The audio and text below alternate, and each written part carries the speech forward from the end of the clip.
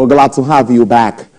As the global economy navigates a period of uncertainty and transformation, experts are calling for the need to urgently chart a new course towards sustainable growth and prosperity in Nigeria.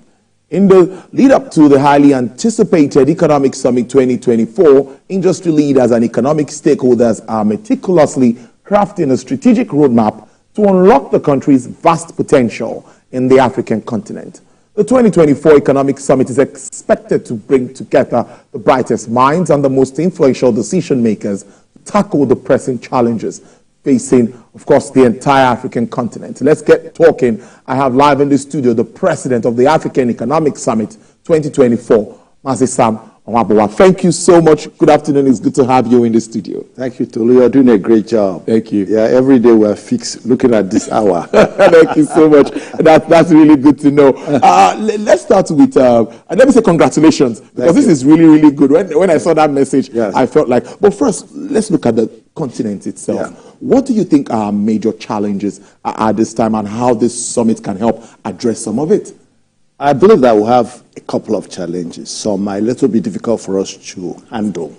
Geopolitical issues, things that are beyond us. Ukraine-Russian war, an impact on food, and energy costs, global inflation, some deriving from COVID-19 and all that. Those are global. But every nation, every continent is trying to contain it. But internally, we have two issues. First is a lack of trust and belief in our capability to solve our problems. We seem to have this mentality that somebody else has to solve our problems in Africa. We receive too many aids. So many of our development issues, health issues are dependent on aid. And secondly, we're not trading enough with ourselves. We are focusing a lot on going to Europe, going to America to seek investment, to seek trade, when there's a whole lot of opportunities in Africa. And by the time you harness all the resources Africa has, natural, human, and environmental, Africa should be contributing more to a global GDP. Poverty should be less, employment should be higher, and then we will have a better continent that is respected, that can take its seat in the Community of Nations. The second issue, of course, is governance. Governance remains suboptimal in most of Africa. Africa is still the only continent where you still have coups being carried out. Even today, at the time it was almost an epidemic resurging in West Africa and parts of Central Africa. So these are the issues that are confronting us. We need to have a rethink and decide that, look, we have come of age. Africa is of age. We're doing great in some areas. Look at what African children, young men are doing in music, in arts, in culture, that in the social media and the internet world. We need to have a firm belief that charity must start at home. Africans should think about Africa first. If you have any need you want to solve, whether you're a businessman or whatever, don't think of Europe first. Don't think of America. Think of Ghana. Think of Cote d'Ivoire. Think of Egypt. Some economies in Africa are fairly developed, and we need to tap that intra-African trade. These are some of the challenges that we're facing. I'm looking at the theme of the African Economic Summit, which we hold, of course, in Abuja. Yeah. Riding the crest of global economic and political volatility. Yeah. Why this particularly at this time? Well, because we're seeing what is going on now. Yeah, true. If you see the inflationary pressure, especially in Africa, is frightening. Yes, it is. You look at the devaluation of the naira, of the currencies, both Nigerian naira and other African currencies. Yes. Look at what's happening in Ghana. Look at what's in Zimbabwe. Then you look at cost of food. Food security challenges, or what you might call food insecurity. Then you look at the kind of high level of insecurity in our regions. These things are what are fueling what I call the political and economic volatility. The economy is volatile. The indices show it. I mean, when you have high inflation, high interest rates, high exchange rates, what is left. When you're seeing a lot of elections going on in Africa and many other countries, and we're still talking about this issue of dealing with people who are coming to power undemocratically. This causes volatility, politically and economically. And I think that the idea is to get the practitioners, not just policymakers, but in a mix with policymakers where we can talk to ourselves and look at those positive things that are happening, learn from each other, and be able to set a paradigm and say, from now going forward, Africa should treat itself with respect. Africa should trade with itself more, because that's the crux of this whole thing. If we can trade with ourselves more, then we will be able to offset some of the difficulties and be more stable. If you're looking for foreign investors, Oga, look, the African investor has a familiar terrain, yes, wherever he is. What is in Nigeria is not different from what is in Ghana. It's not different in what Cote d'Ivoire. So what somebody from Europe and America will be complaining about, Africans understand them.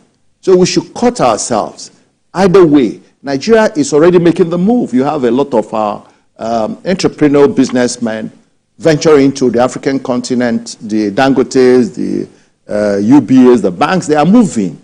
So other things can move, and then in vice versa. The moment we begin to do this, I think the world will begin to respect us a little bit more, and the moment we also begin to use peer pressure, peer reviews, to look at how we do businesses, to look at how we govern. So these are the reasons why we have chosen that topic. Do you think Africa as a continent, do you think we are ready to take advantage? You talked about trade, and I'm very interested in that. Yeah. African Continental Free Trade Area is there. Yeah. And we are supposed to start taking advantage of this. Yeah. Are we as Africans even prepared to take advantage of all of this? Tulu, it's a very terrible thing for me, because I believe that it is a hangover of colonialism, where we are told that what we do is not good enough. Everything Africa, everything black is negative, it's not, it doesn't meet. So that is what we need to wean ourselves from. It's winning. It's like when you are hooked on a child hooked on formula, you need to wean him to natural food. I think that's what we need. And it's a job in progress, because I believe that 20 years, when we begin to speak about this, we ought to have made more progress. Look at ECOWAS. Up till now, we're not in currency convergence. Look at the different global regional groups. They are not achieving the ultimate objective of creating common currencies, common economic conditions, so that people can freely trade. The day we have people freely trade, I mean, African leaders understand that. That's how they came with ECOWAS. How many years ago? 53 years ago. That's how they came with OAU, African Union, yeah, and then African Continental Free Trade. They understand that the problem is the implementation and the adaptability and the adoption. Because I keep saying that making policies is good, but selling those policies is even more work. It's not just announcing it in one hotel room or put some people in some. You need to drill it down and tell the individual businessman why it is beneficial for him to get his business and trade in Africa. Everything that is produced in Nigeria can be exported to Ghana, East, Central Africa, Equatorial Guinea, and so forth and so on. So let's bring less reliance on fossil fuel, on petroleum and gas. As good as they are, we also need, because they are not employing enough people. Petroleum and gas, how many people did they employ? But agricultural products, agricultural produce, arts and culture, some manufacturing that we do, value addition, these things have some virtual and beneficial effect, because they create jobs, they create wealth, and they reduce poverty across a large proportion of our people. And the moment our people are gainfully employed, security becomes also easier to deal with. Because this is marauding around. If they are gainfully employed, I would think that a number of them will fear God and leave this kind of work. But it will not happen by just sitting at home and hoping and wishing. We need to talk, and not only talk, but also act and show results of those talking and So part of this talking is this summit. What kind of people are we expecting at this gathering? Well, it's going to be an unusual summit. Unusual in the form that you're going to speak a cross-section of Africans. You're having head of states. For example, the president of Liberia has already confirmed he will be there. We're going to have leaders, ministers of different governments, and both present and past. You're going to have leaders of the legislature from Malawi, from Kenya, and other parts of Africa. We're going to have Nigerian leaders too, both in the executive and in the Minister of Trade and Investment is our partner in the government side. We're having the Right Honorable Benjamin Kalu, who is coordinating the legislature, because we have, and then we have businessmen, investors, and citizens. So it's going to be cross-cutting. So I have been in summits. I mean, I used to be in Nigerian Economic Summit. So I have not seen one tailored this way to cut across. So it's not just like talking to like. It is the executive, the legislature, the businessmen, and we can then share experiences. Why are we succeeding here? Why are we not succeeding here? What lessons can we learn, and how can we deploy those lessons to make sure that Africa continues to rise and that we begin to tell our stories, and the world sees us as not inferior in any form at all, in thought productivity, and in physical and service productivity. Are you one of those that believe that with collective action, the call for collective action can help address some of our economic challenges across the country? I've always felt that synergy is the best way to solve any problem. Synergy. Wow. And I have seen it in business relationships. What one man cannot do, 10 men can do. I've been to see a bank manager, he didn't talk to me. We went 10 of us, he invited us and left his job. Just that we were 10. Yeah, but the proposal I brought as one person, he didn't pay attention. When we are now 10. So there's benefit in leverage. The more you are, and especially if you are sensible enough, the more. So partnerships, inter-African trade is the key. For me, the day we begin to trade freely and remove obstacles, because we are talking about foreign exchange. Yes. We are talking about dollar. When we begin to trade actually in Africa, we will develop, Africa used to barter way back. And they didn't need any intermediation through any global currency. So we still need to devise how we can trade amongst ourselves. And if you go to the borders across the country, the indigenous, they are trading, but it's informal.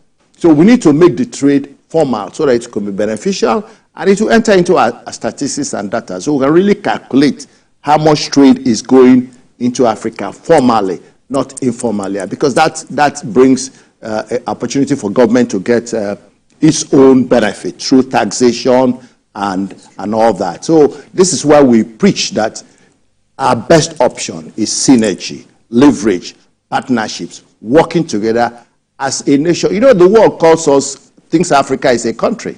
When you go to America, they say, when I go to Africa, African nation, they think Africa is one country. Yeah. In some way, it tells a story. African people are similar. They are related. Our problems are similar. So we should take advantage. Instead of looking at small markets, let's look at Africa as one big market. Then we can compete with America with similar size. We can compete with Asia.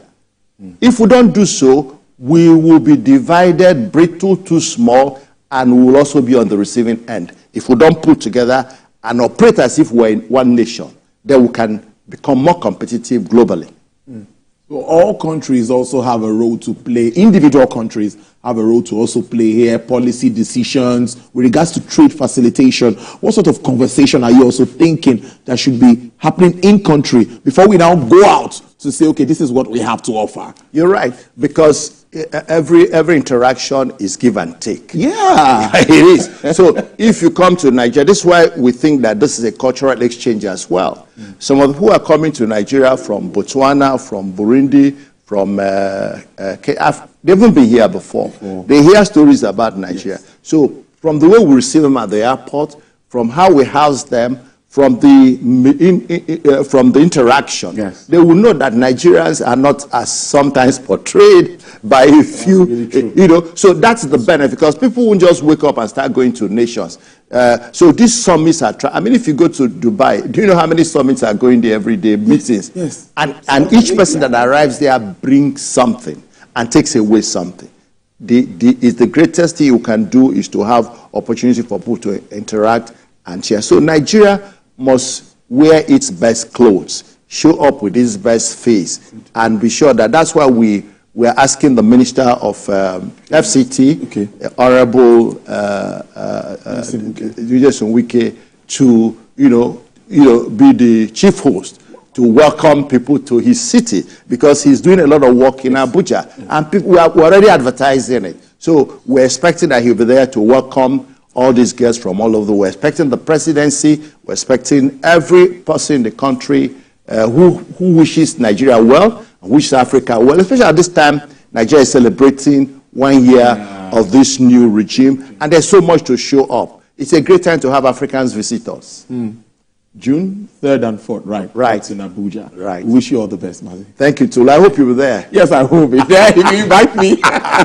Or is that an invitation? It's already? an invitation. All right, then I will be there. Mazi Samuel Ohabo Awefar is the president of the African Economic Summit for 2024. Thank you so much. It's always nice having you on the program. Thanks, Tula. You're doing great. Thank you so much. Thank you. Yeah, we'll take a break again. To come, we'll stay with him.